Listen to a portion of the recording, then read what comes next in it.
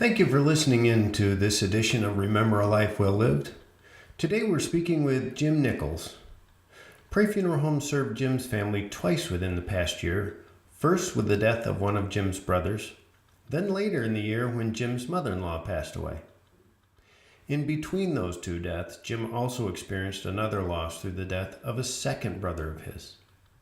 After the services, Jim told me there was a great difference in the way he felt about the approach that the family took with each of these services. His two brothers' services were taken care of with little or no public ceremony or interaction, while his mother-in-law's death was followed by a somewhat more traditional visitation or gathering and a funeral celebration. So today we're having a conversation with Jim Nichols, and we are talking about contrast in funeral services and the way a family perceives and reacts to the situations they're placed in. So, Jim, why don't you give me a little bit of the background of what we're talking about today? Okay, Joe. I guess to begin with, I don't know if I would have noticed the difference in funeral arrangements or not having funeral arrangements or the situation that I found myself in if it weren't for the fact that I lost 3 relatives in very close proximity.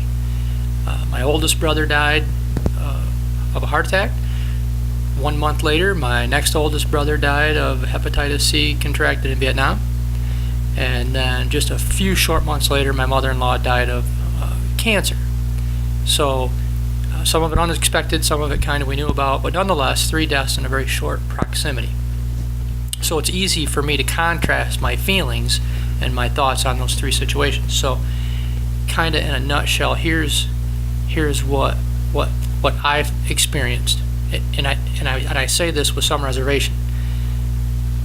As I was going through these situations, I supported the family's decision in every instance. It isn't until afterwards that you look back and you go, oh boy, I wished I'd have done that differently, or I wish that could have worked differently. I'll explain. My oldest brother didn't want to have a funeral. He died first. And in trying to respect the wishes of the deceased, the family we could have had a funeral, could have easily had a funeral, but we stuck with the wishes of the deceased and we didn't do it. And the next funeral was my next oldest brother.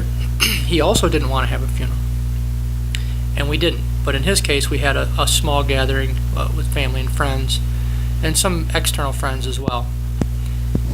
Whereas with my first brother, it was just a very close family. That's all we did is got the close family together, which was good. Don't get me wrong, but not the same as a funeral. And then on the third one, my mother-in-law's death, we had a full funeral like everybody's used to, with the dinner afterwards, and going to the cemetery, then the dinner afterwards, all that. And here's my take. There is no question in my mind that the funeral is the best way to go for a couple of reasons. One, it's what we're used to. It provides a closure that I know I'm personally comfortable with. It gives me a chance to visit with friends and family that maybe I don't see as much as I'd like to, but I regret not seeing them as much as I'd like to. And as unfortunate as the circumstance is, it really gives you a good feeling of knowing that people care about you as a leftover family member, and about the person whose life you're there to tribute, and that's special. And with my oldest brother not having a funeral, here's the problem I experienced that I didn't realize till later. He worked in this city for a good many years and knew a lot of people. By not having that funeral and not having that ability for all those people to come and say, hey, we loved you. We love you as a person, and we love your family that remains. Without saying it necessarily, but by coming and by meaning that whole funeral process, you're subject to, you as a person, as a family member remaining, you're subject to every time you run into somebody, there's that question. And folks, don't get me wrong, nobody was mean at all, ever. Everybody was very kind and very delicate when I spoke with them. But so many people had questions.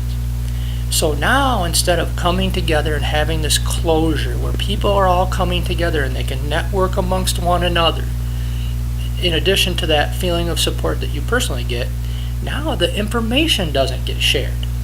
So all these people, in all fairness, that want to know what happened to their friend, the deceased, they don't know the answer to that question.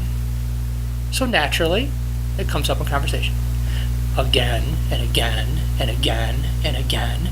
And you as a family member that's trying desperately to move on to the next part of your life and get over it, it's rather difficult.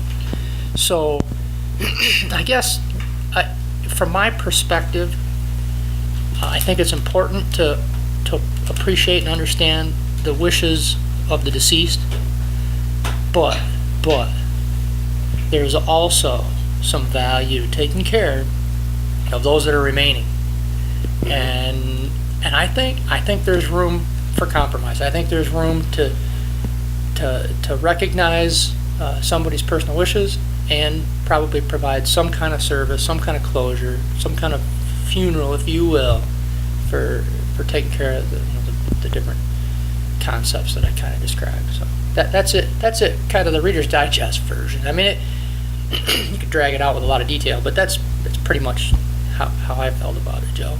Wow.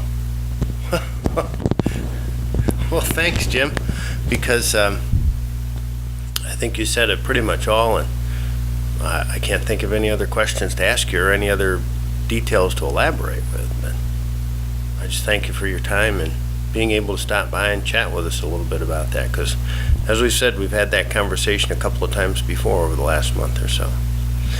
So this is Joey Prey and Jim Nichols. Thank you very much.